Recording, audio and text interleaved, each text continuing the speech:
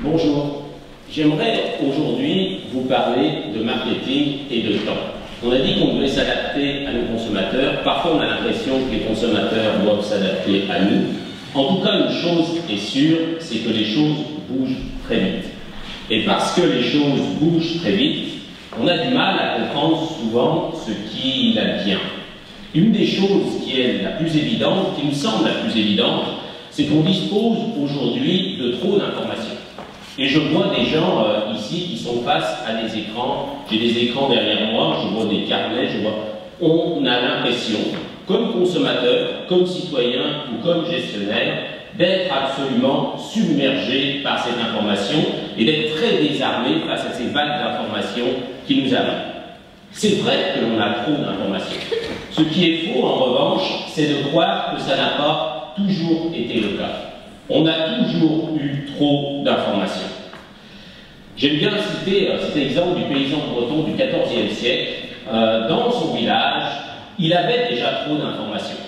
Son monde, son univers se limitait aux quelques kilomètres ou aux quelques milles qui entouraient ce village, mais dans cet espace limité, il connaissait absolument tout. La moindre veine de terrain, le moindre bosquet, le moindre terrain, la moindre maison, il avait une connaissance infiniment détaillée d'un univers qui était un univers relativement stable. Ce qui a changé fondamentalement aujourd'hui, c'est pas que nous ayons trop d'informations. Ce qui a changé fondamentalement aujourd'hui, c'est cette stabilité. Nous ne vivons plus dans cet univers stable. Ce qui a changé aujourd'hui, c'est donc quoi? C'est la vitesse avec laquelle cette information nous arrive. Et on n'est pas toujours suffisamment, je crois, conscient des incidences que ça a. Ça a des incidences, encore une fois, que l'on soit un gestionnaire, que l'on soit un consommateur ou que l'on soit un citoyen. Je vais essayer d'illustrer certaines de ces incidences-là. Comme consommateur, comme gestionnaire, comme citoyen, on doit apprendre beaucoup de choses.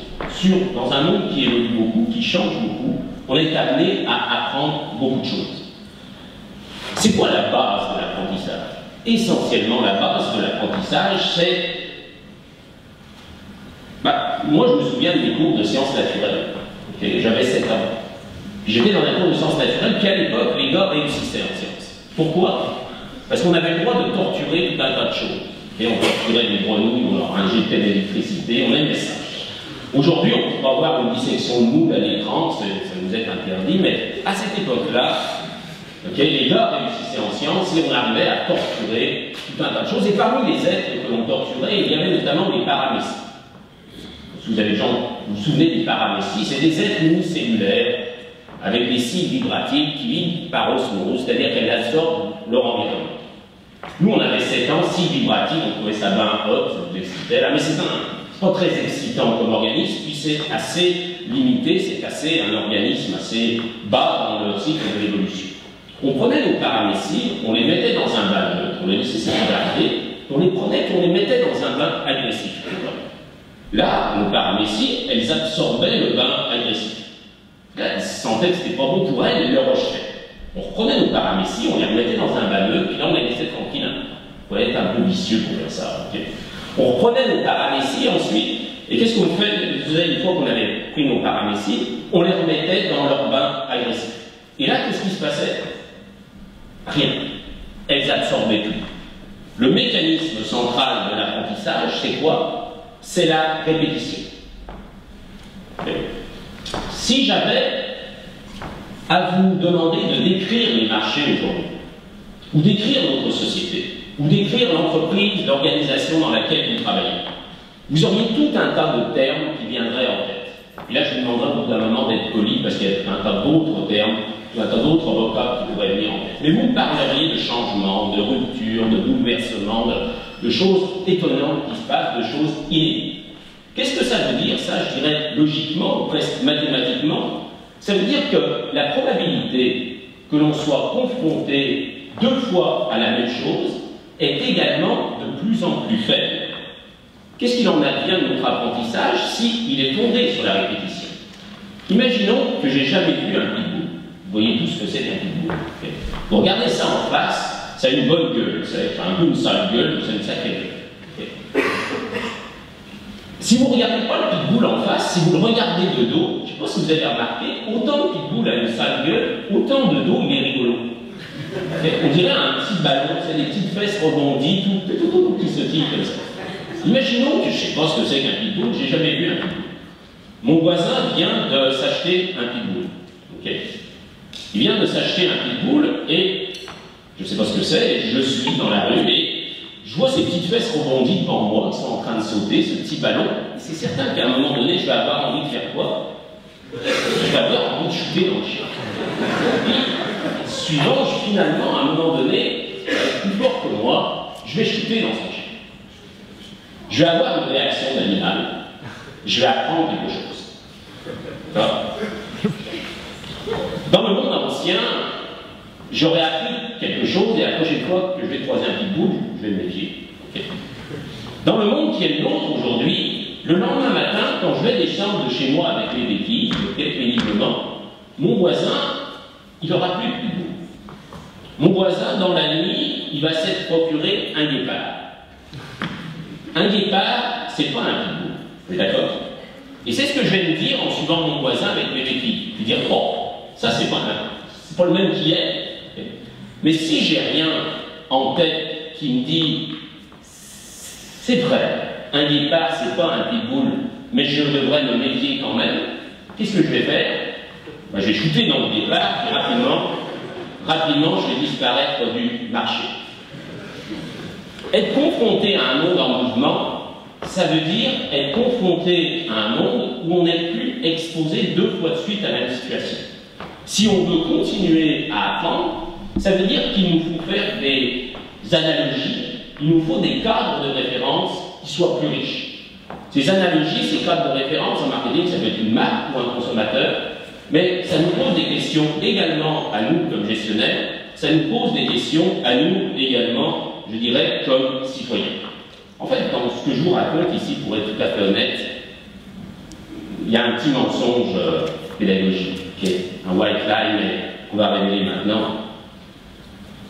La répétition, c'est pas la seule façon d'apprendre. Il y a une autre mécanique pour apprendre également. Imaginons que j'ai l'intention de vous apprendre quelque chose dont vous vous foutez éperdument. Par exemple, quel est l'inventeur des 4P?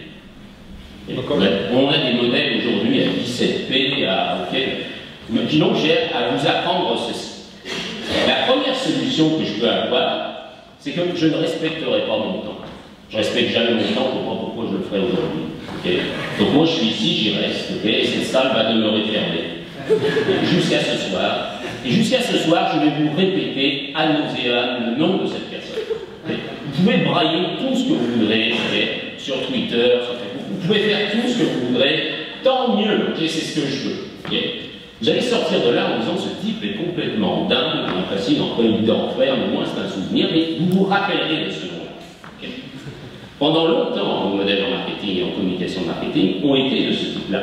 À force de répéter quelque chose aux gens, à force de les matraquer, comme disent les personnes dans la rue et pas toujours à tort, ils vont finir par comprendre notre message.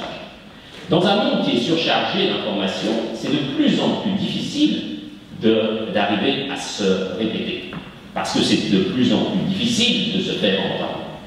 J'ai une autre solution pour vous apprendre quel est l'inventeur des 4P. On m'a interdit d'amener un couteau ici parce que des raisons qui demeurent obscures, etc. Mais dans mes cours, on m'empêche d'aller jusqu'au bout de ma démarche pédagogique. On m'interdit d'amener des armes. Et donc, imaginons que ceci est un couteau.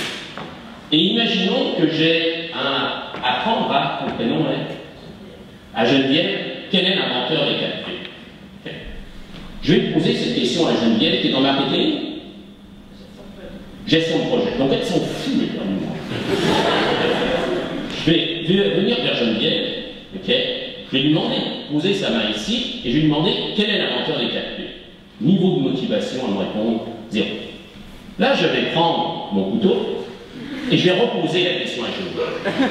Son niveau de motivation va changer un peu, je la sens un peu plus élevée. Et là, je vais lui reposer ma question, et là, je vais lever mon photo. Geneviève va me regarder dans les yeux, et ce qu'elle va voir, elle n'aimera pas. Elle va dire, ce type est vraiment dingue. Je vais lui reposer ma question, Geneviève, quel est l'inventeur des cafés? Là, elle va se dire, quel Kotler, c'est Kotler, c'est un type en marketing, ok. Je dis, non, c'est pas Kotler. Quel autre? Elle dit, il y a un autre porteur. Non, c'est pas porteur. Elle me regarde et me dit, ce type est vraiment dingue, il va m'arriver quelque chose. Manifestement, ce type est dingue et il est français. Les Français ont tout inventé, vous savez ça, okay. Donc pourquoi pas les capter, okay. Et là, elle va me dire, Pierre Baloffait, et je dis, non, c'est pas Pierre Baloffait, à ce moment-là, je vais lui planter mon couteau dans la main et je vais lui dire, McCarthy. Pas le McCarthy du macartisme, un autre McCarthy. Je peux vous garantir une chose, j'aurais dit McCarthy une fois, une seule fois à Geneviève, mais elle va s'en souvenir toute sa vie. Et tous les gens dans cette salle, si on n'empêchait pas de travailler correctement, s'en souviendraient également toute leur vie.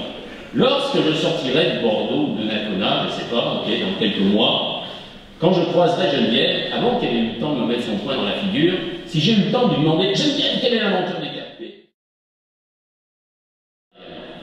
On apprend par la répétition, on apprend également par un autre mécanisme, et cet autre mécanisme, c'est quoi? Cet autre mécanisme, c'est l'émotion. Et au fond, les modèles que je mets en place aujourd'hui, les modèles que je mets en place aujourd'hui, ce sont des modèles de ce type-là. J'aimerais dire une chose, une seule chose aux personnes auxquelles je m'adresse, mais que ces gens-là retiennent véritablement ce message. Et ça nous oblige à réinventer totalement nos modèles, qui sont des modèles en marketing où on aime bien certaines dichotomies. Okay. De plus en plus, je donne des cours, je donne des théories en marketing, puis je m'arrête, puis je dis à mes étudiants, vous avez vraiment noté ce que je viens de dire, vous vous rendez compte que ça n'a aucun sens. Par exemple, il y a des achats rationnels, puis il y a des achats émotifs, ouais. Plus passionnels. Okay. Il y a des achats qui mobilisent la raison et d'autres l'émotion. Okay. Et plus on est impliqué envers l'achat, plus il y a quelque chose d'important dans la vie, plus on est du côté de la raison. Okay. Puis plus l'achat est moins impliquant, ben là on se laisse aller, on est dans le domaine de l'émotion. C'est ça le modèle traditionnel. Puis pour un consommateur, parmi les décisions les plus importantes dans sa vie, il y a notamment par exemple le choix d'une maison. Je ne sais pas si vous avez déjà acheté une maison. Vu des gens autour de vous, sans doute, qui achetaient une maison, etc. Vous savez à quel point c'est rationnel, ce processus-là. Bien sûr, il y a tout un tas de calculs qui se font. Vous vous rendez compte à quel point tout ça, au fond, c'est de la bullshit. Okay. Ce que les gens mobilisent pour choisir leur maison, c'est plein d'émotions. Okay. Donc, penser les modèles de marketing aujourd'hui, c'est réussir à dépasser ce cadre, qui est un cadre où on oppose raison et émotion, un cadre où on se contente de certaines dichotomies qui ne nous permettent pas de comprendre la complexité des phénomènes actuels. Et ça, c'est exigeant. C'est terriblement exigeant. Pourquoi? Parce que nos paysans bretons, il y avait pas mal de questions qui se posaient pas. Pourquoi? Parce que son univers était très stable. Vous allez me dire, il aurait peut-être fallu se les poser, hein, il aurait dû se les poser, parce que de temps en temps, il y avait une épidémie qui passait, ou un conquérant, ou puis tout le monde mourait. Hein, okay. Mais entre ces périodes-là, il avait le choix de ne pas se poser de questions. Notre problème, c'est une information qui bouge beaucoup. Notre problème, c'est également notre exigence face à cette information. Il y a un poète qui dit de la Terre, de loin c'est une boule, de proche un chemin creux. On sait bien comprendre la boule. On sait bien comprendre le chemin creux. Le problème, c'est d'arriver à lier les deux. Je sais comprendre les grandes tendances sur les marchés. Je sais comprendre les indices macroéconomiques, les tendances sociales, culturelles, etc. sur les grands marchés asiatiques. Ça, je sais faire ça. Mais en même temps que j'ai cette compréhension globale du marché, j'aimerais comprendre pourquoi ma boutique, située dans telle ou telle rue de Singapour, n'a pas réussi à faire son chiffre d'affaires la semaine dernière, etc. Puis j'ai du mal à jouer sur ce double niveau de lecture. On se retrouve ici en gestion avec un débat qui se joue sur un plan politique, sur un plan social, sur un plan citoyen, entre le local et le global. Beaucoup de questions qu'on se pose aujourd'hui sur le développement durable, sur l'environnement, sont précisément des questions de ce type-là. On se rend bien compte des effets qu'on a sur la boule, mais comment les comprendre en comprenant les choses de façon détaillée sur le chemin creux également. Et cette double exigence-là, ça nous demande de faire quoi? À mon avis, en marketing, ça nous demande de développer une nouvelle forme d'intelligence. Puis j'aime bien le terme intelligence, parce que ça m'a toujours fasciné, on est toujours fasciné par ce qu'on n'a pas. Okay?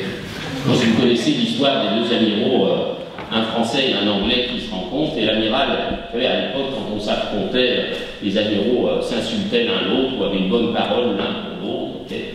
Et l'amiral anglais dit à l'amiral français, vous les Français, vous vous battez pour l'argent, nous les Anglais, nous nous battons pour l'honneur.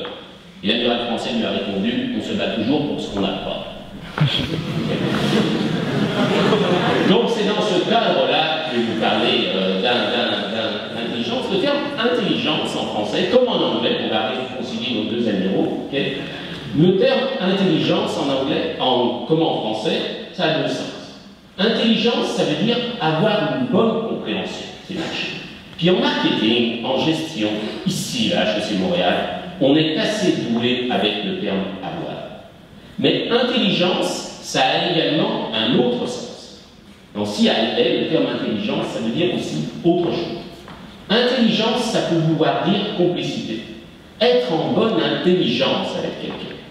Puis aujourd'hui, faire son travail en marketing, réussir à se lier à ces marchés, c'est précisément construire des liens. Et construire des liens, ça nous oblige à développer cette nouvelle forme d'intelligence qui soit une intelligence complice. Où on arrive à converser avec nos consommateurs, où l'on arrive à tisser des relations.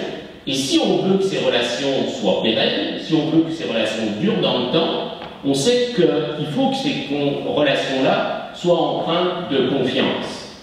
Or, qu'on le veuille ou non, la confiance, ça prend du temps. Et un des problèmes à mon avis qu'on a aujourd'hui en marketing, c'est qu'on prend plus suffisamment le temps d'écouter nos consommateurs, on prend plus suffisamment le temps de converser avec eux, on prend plus suffisamment de temps pour nous-mêmes comme gestionnaires pour réfléchir à ce que l'on fait véritablement, puis finalement, on finit par s'épuiser comme gestionnaire. On vit dans une société, dans des entreprises qui pour la plupart sont des entreprises malades, okay? Et on finit par épuiser nos consommateurs également. Je ne suis pas en train de faire un éloge de l'inertie aujourd'hui, mais la vitesse de notre société, elle nous impose une nouvelle forme de respiration.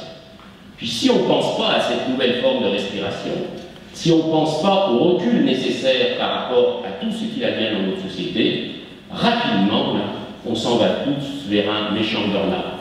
Encore une fois, c'est vrai pour les gestionnaires, c'est vrai pour les citoyens, mais c'est également vrai pour nos consommateurs. C'est ce que j'avais à vous dire aujourd'hui.